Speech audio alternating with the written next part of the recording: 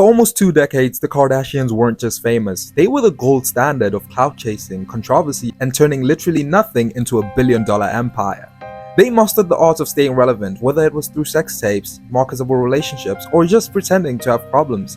But lately, it's just not hitting the same. I cleaned out the playroom today. Like, that kind of stuff makes me horny. What? Their show rebranded into Oblivion, their influence is fading, and for the first time since 2007, people are moving on. How did the most powerful reality TV empire turn a bunch of rich people struggling to go viral? Let's break it down. There was a time when the Kardashians or Kris Jenner family literally stood like Silicon Valley towers, others with less plastic than the other. You can't talk about the Kardashian empire without addressing the infamous tape. Back in 2007, Kim was just Paris Hilton's assistant, and then BAM! A conveniently leaked tape dropped, and suddenly Kim Kardashian became a household name. But this wasn't just some accident. Oh no, Kris Jenner, the world's most powerful momager, turned it into a gold mine. Marketing scandals, monetizing embarrassment, and flipping internet backlash into a reality show. And these were the ingredients chosen to create the perfect little girl. And that's how Keeping Up with the Kardashians was born. Kris Jenner is the ultimate momager. She could solve poverty to Africa and still have bias. Then we have Kourtney, the wellness goth queen who found personality in black eyeliner and Blink-182 lyrics after marrying Travis Barker. Khloe Kardashian, the once funny and relatable one, now a gym rat with a PhD in forgiving NBA players who don't deserve it. She's low-key the glue of her family. Kylie Jenner, who went from the awkward little sis to the youngest, almost billionaire, who keeps babies secret like they're part of the Krabby Patty formula. And then we have Kendall, the chill sister, who prefers high fashion over drama, who once thought solving world peace revolved around handing out Pepsi. She appeared in a Pepsi ad in 2017, which depicted her as a leader of a protest, giving a smiling policeman a can.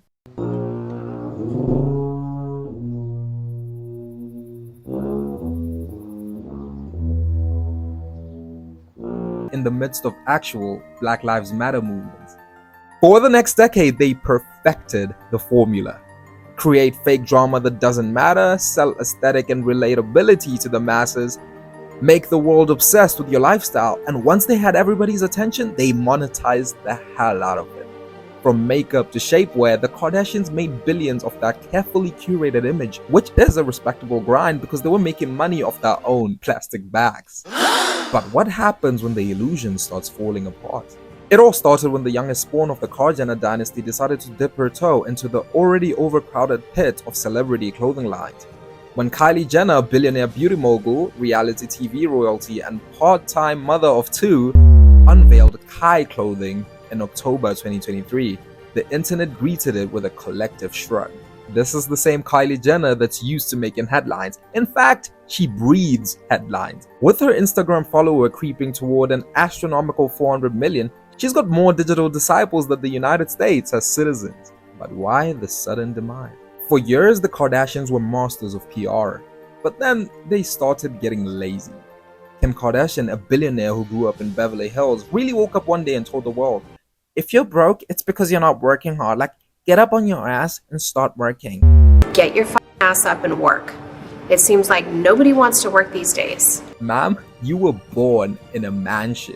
The most work you had to do was Photoshop your waist smaller. That's it. And don't get me wrong, although Kim didn't rely on manual labor, she worked hard in her own unconventional way, and she deserves all the success. But don't you think it's a bit tone deaf when you're telling people that lay bricks every day for a living to work harder? Another reason why I feel like the McDonald's ice cream machine is way more reliable than the PR machine is simply because somebody decided to let Kylie Jenner flex her private jet on Instagram. That's not the biggest issue, okay? You can flex your private jet, I don't care about that. Then the problem arose when news broke out that she uses it for 3-minute flights. In a world where climate change is a sensitive topic, I could recycle everything, set up a compost area, buy secondhand clothes, and that wouldn't even begin to make up for one of her useless trips. I hope Greta Thunberg doesn't come across this visual presentation. Whoever decided to add the Kendall Jenner vs. Cucumber segment deserves to be fired, because It was such an uncomfortable watch, to the point where I feel like she was attempting to slice my own eyeballs. The whole point of a reality show is to be relatable, and sometimes it feels blatantly staged. Alright, let's address the big designer elephant in the Calabasas mansion. The Kardashians' history with black men is extensive, to say the least. From NBA courts to platinum selling rappers. And before you blame me in the comments, it's not even racial. This has nothing to do with racism. I just wanted to see Kris Jenner with Warren Buffett, okay? Or maybe Elon Musk, the guy that thinks he's Tony Stark, with a tech-savvy lawyer like Kim Kardashian. Can you believe that I'm with Kim Kardashian of all people? I mean, she's got a big bosom, man. A Brazilian butt lifter is what they call it. I don't know. And I think Kris Jenner is the perfect mother-in-law, and I think she'll be great for SpaceX. Anyways, I mean, we've got Chloe. I mean, she's running a full-time rehab for emotionally unavailable basketball players. Kim did the whole married to Kanye thing, a multi-season horror anthology.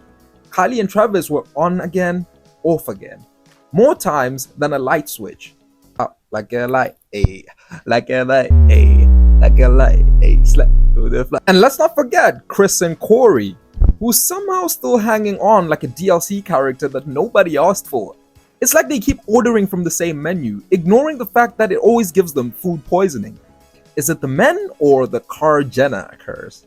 For years, the Kardashians set beauty standards that they themselves contradict. If they wanted thick lips, they'd get a filler, curves, BBL, and when being thin is cool again, deflated. Kylie's lips, once again the blueprint for an entire generation of overfilled pouts, seem to have shrunk. At the end of the day, reality TV show isn't real anymore. We used to watch Keeping Up with the Kardashians for the chaotic, unhinged moments.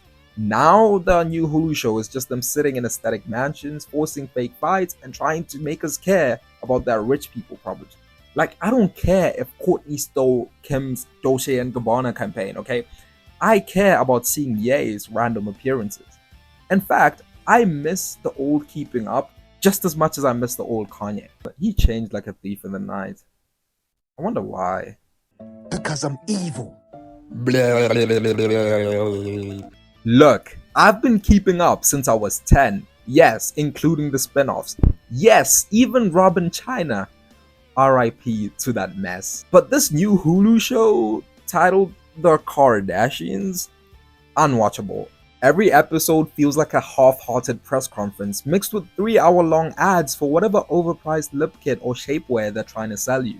The sisterly chaos? That's history because it was replaced with PR-approved monologues. Watching this newer series feels like watching someone suffering on their deathbed and contemplating whether you should pull the plug or not. So, did the Kardashians actually fall off? Or is Kris Jenner cooking up another PR stunt right now? Let me know what you think in the comments. Anyways, my name is Saint Hilarious and I make fun of pop culture because, well, therapy is just way too expensive. And make sure you subscribe so I make enough money to not look as chopped as Dabo. Peace!